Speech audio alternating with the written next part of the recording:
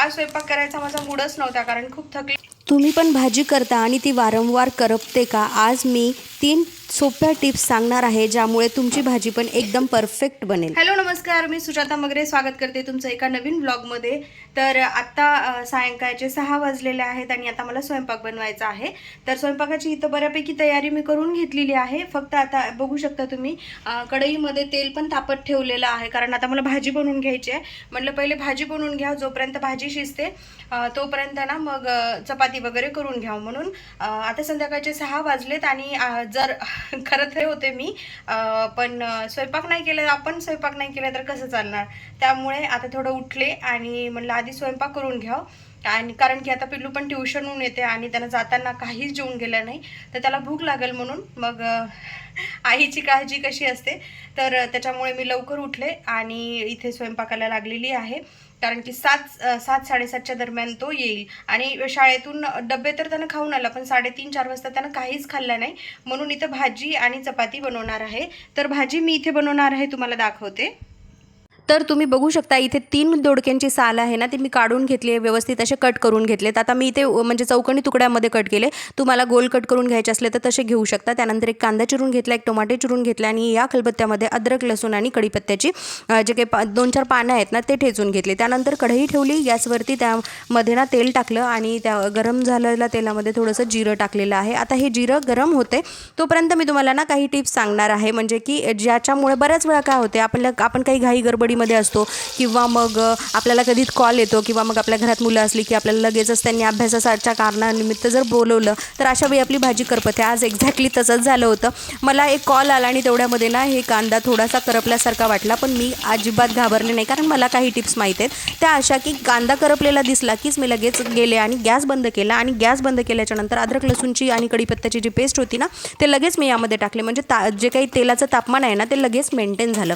आता दुसरी स्टेप म्हणजे ही की जे काही अद्रक लसूण मला वाटलं की ते छान भाजलेलं आहे ते साईडला केलं, म्हणजे तुम्ही बघू शकता कढईमध्ये साईडला वर केलेलं आहे.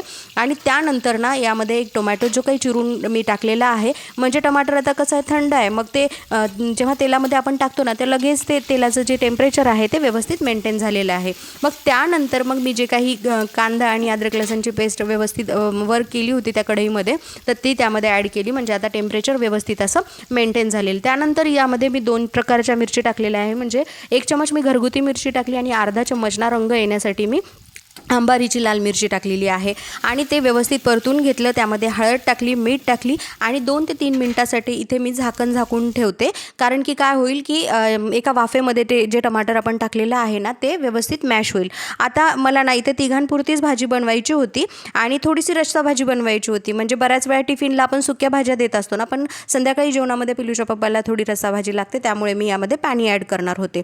त्यानंतर चिरलेले जे काही दोडके होते ना ते दोडके यामध्ये मी टाकले आणि दोडके टाकल्याच्या नंतर व्यवस्थित असं परतून घेतलेलं आहे. आता बऱ्याच वेळा काय होते माहिती आहे का, आपल्यानी घाई गडबडीत भाजी करपते. मग अशा वेळी काय करायचं, कोणत्या टिप्स फॉलो करायच्या सांगते तुम्हाला, म्हणजे भाजी करपणार नाही. एक की नेहमी गॅस जो आहे ना तो मध्यम आचेवर ठेवायचा, म्हणजे आपली भाजी करपत नाही. दुसरी म्हणजे दोडकं पाणी सोडते, त्यामुळे सुरुवातीला जास्त असं पाणी घालू नका, मग नाहीतर काय होईल भाजी अगदीच पातळ होती.